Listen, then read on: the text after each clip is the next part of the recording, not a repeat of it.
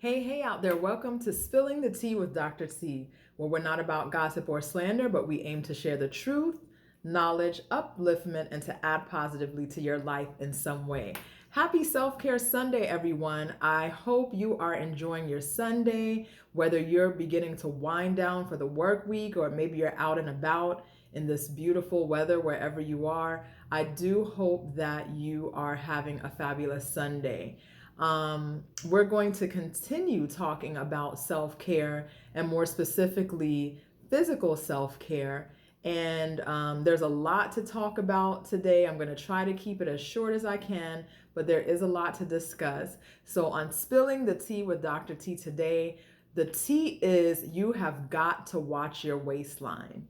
You have got to watch your waistline. So, meaning you have to be intentional about trying to achieve a healthy weight. So, before I get into what we're going to talk about, I just wanted to throw out some qualifiers. One, your weight does not determine your value or how beautiful you are or how not beautiful you are, any of those things like that often comes with society and societal rules around weight.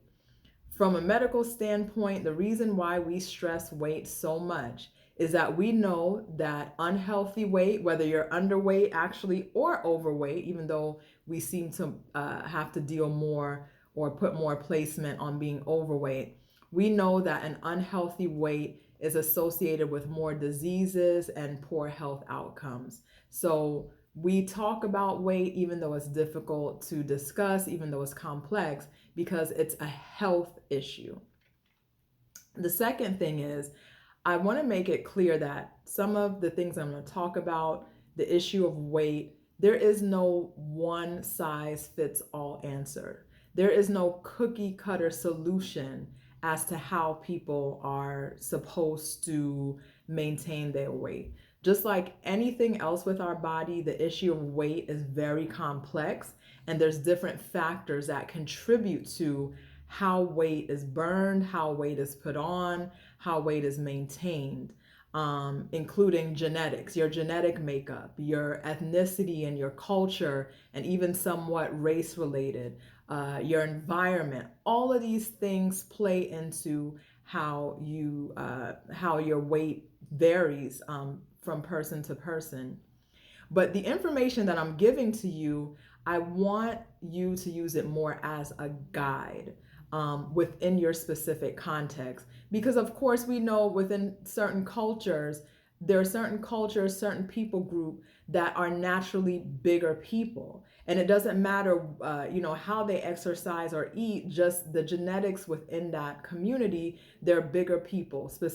For example, Pacific Islanders, Samoans, they tend to be bigger people. We also know that in the Black community, the Latin community, women especially tend to carry weight more in their behinds and in their hips versus other cultures. And that's just a trait that runs through the community. But as I said, take the information that I'm saying and use it just as a general guide. And that idea is not to get so stuck on the numbers, but more so to become the healthiest you can be within your particular context. Because obviously, if you eat fried foods every day and you go to your doctor and they tell you, listen, you're in the overweight range, that has nothing to do with your culture.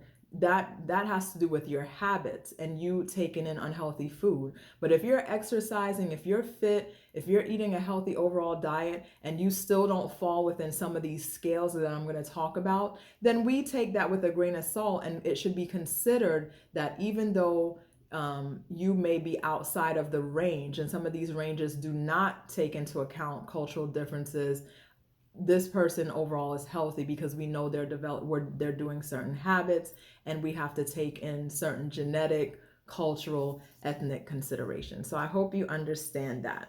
So that being said, the first thing I'm going to talk about is a measurement called the BMI. And that is the body mass index. And most of you, if not all of you, probably have heard of BMI.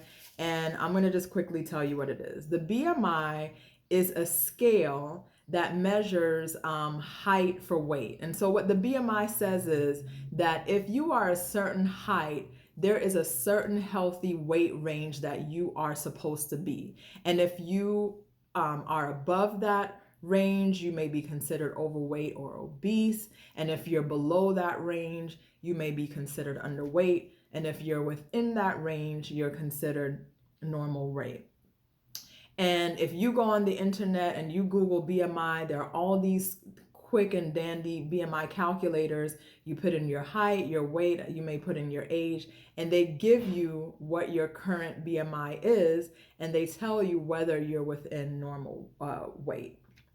The reason why this particular measurement has come under fire and it's criticized is that it kind of doesn't take into account certain specific details. So for one thing, athletes may have BMIs that are above normal weight.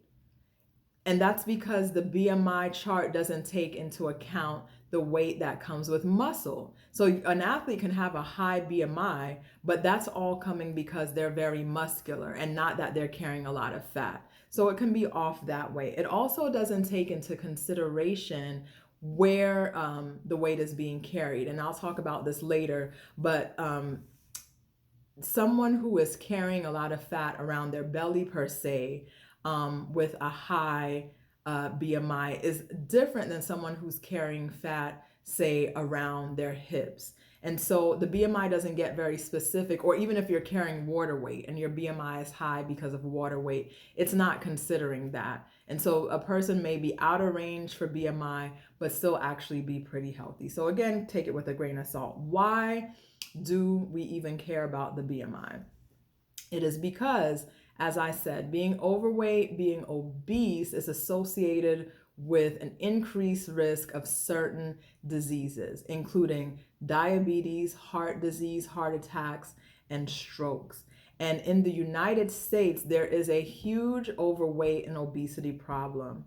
2/3 of adults in the United States, so that's 66% of the population of adults, are overweight or obese. About 1/3 are obese and 1/3 are overweight. And we're seeing this problem rampantly in children, where 17% of American children ages 2 to 19 are obese. So that's 1 in 6 children. If you have 6 children lined up, 1 out of those 6 children, there's a high chance that they are obese.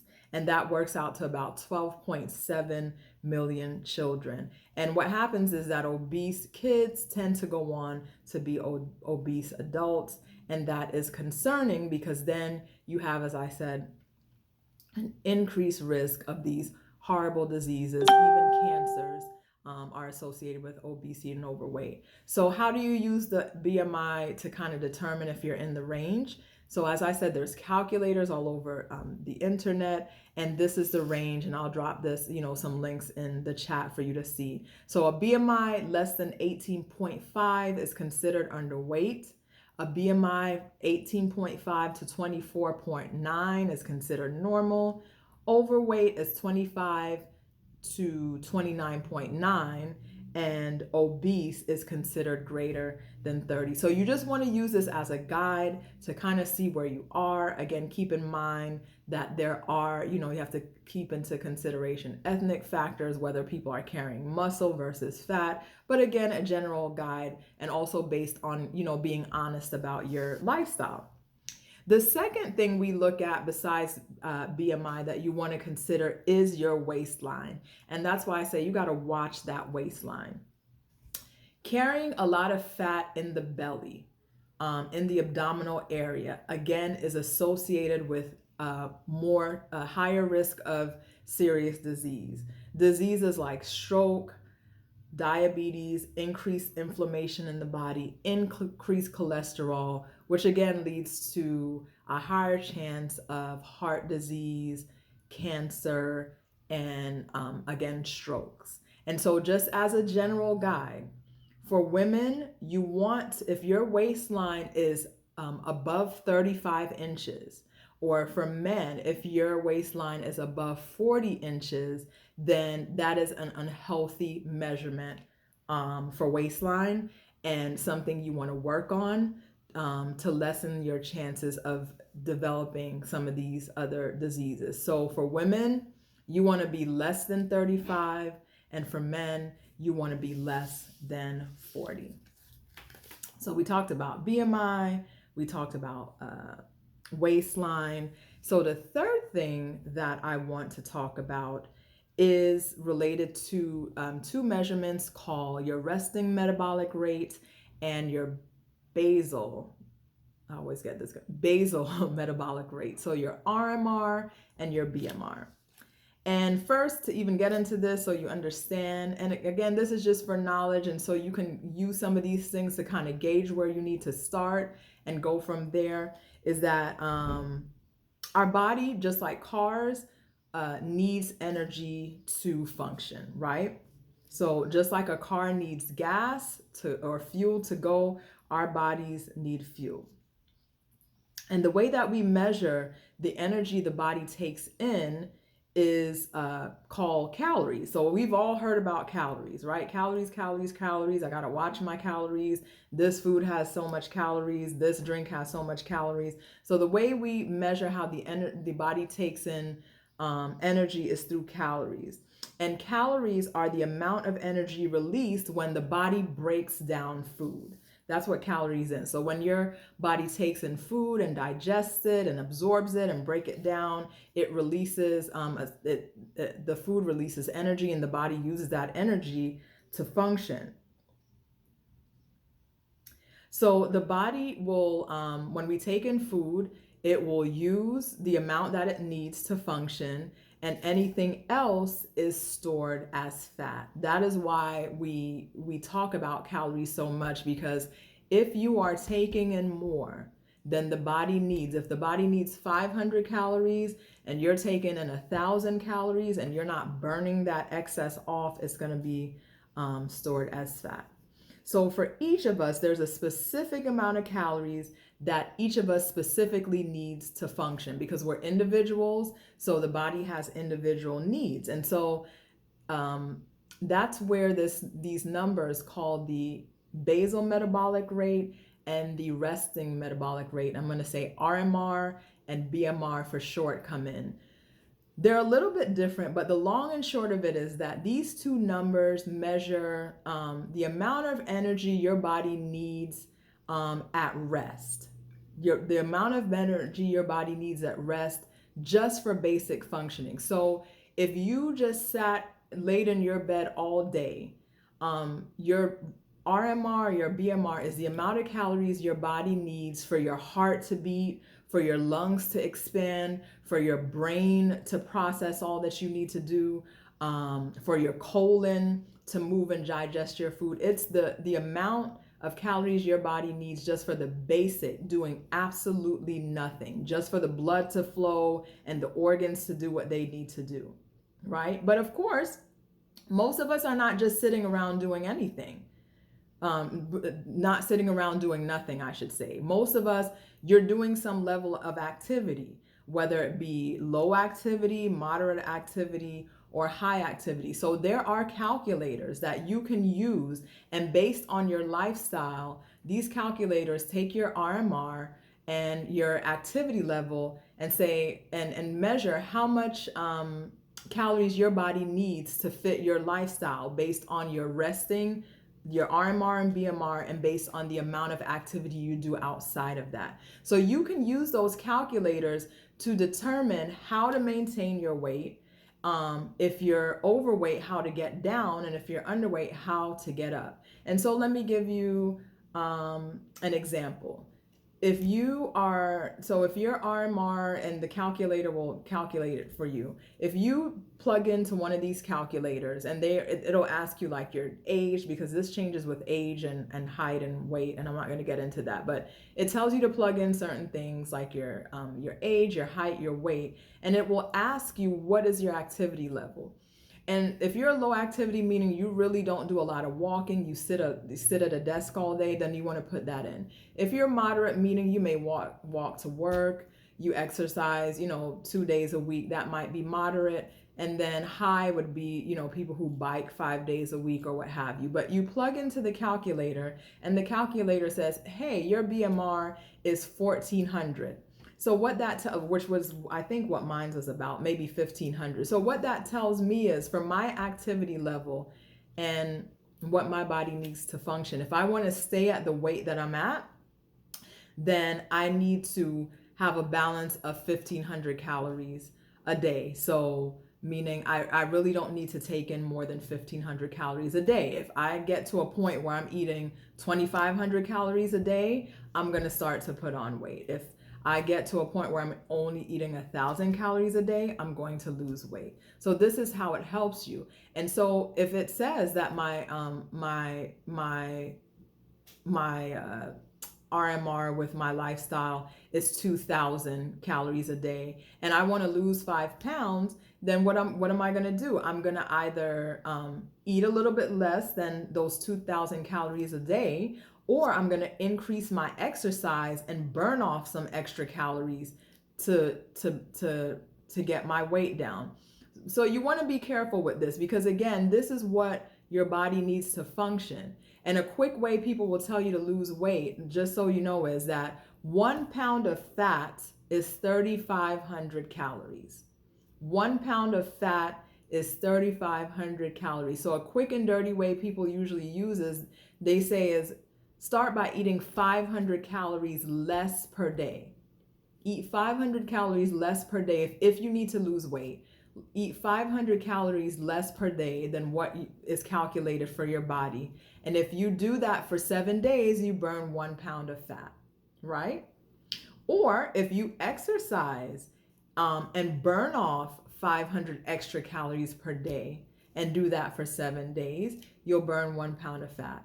But you want to be careful, because if you are not a big person and you don't have a high calorie requirement anyway, so meaning, like, let's say your calorie requirement is 1200 calories per day and you're eating 500 calories less per day, which is that you'd be down to 700 calories per day. You want to be careful, because again, that would be a little bit too low for your body, and your body needs the calories. No one is saying to starve and not eat, but you want to be in balance, if that makes sense. So you can use this RMR, BMR calculators to kind of see where you are, what you need to do to maintain based on what they're telling you, and what you need to adjust. Hope that was clear. And then the last thing we talk about is body fat. Body fat. Really quick, just to go back to RMR and BMR, these calculators are just estimates. If you really wanted a more accurate reading, you can go to like a research center, and there's machines and all these calculations they use, which most of us are not going to do that, but you can use the calculators as a guesstimate. The last thing we talk about is body fat. Again, body fat is the measurement of fat over different parts of the body. You can use a little device called a caliper. And what the caliper does, it pinches and measures fat, say in the tricep area, around your abdomen, the area above your hip, things like that. And it tells you, based on measuring the fat in some of these areas, what your body fat is. And again, there are different recommendations for body fat based on healthy body fat, whether you're a man or a woman, based on your age. I'm not going to go into all those details. I'm a big picture person. The long and short of it is that for men, you really want to have your body fat less than 30%. And for men, you want to have your body fat less than 25%. And for women, your body fat should be less than 30%. Of course, women with our hormones and child bearing and all of these things, we tend to carry more fat. And so there's more allowance for healthy fat for women. But women should be less than 30% roundabout. Men should be less than 25%. You can go to any gym and get your body fat measured. You can actually order calipers online and have it and measure yourself. And there's ways you can do that. But again, you just want to be working towards getting to that healthy range for your gender and so on and so forth. So I know I've said a mouthful. Spilling the tea with Dr. T. You want to be intentional about watching that waistline. You're beautiful anyway, but it's about health.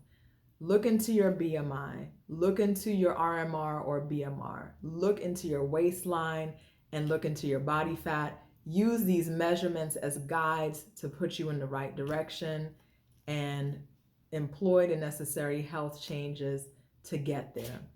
Hope you have a fabulous day. Remember, self-care is life care. God bless you. Love you. Until next time.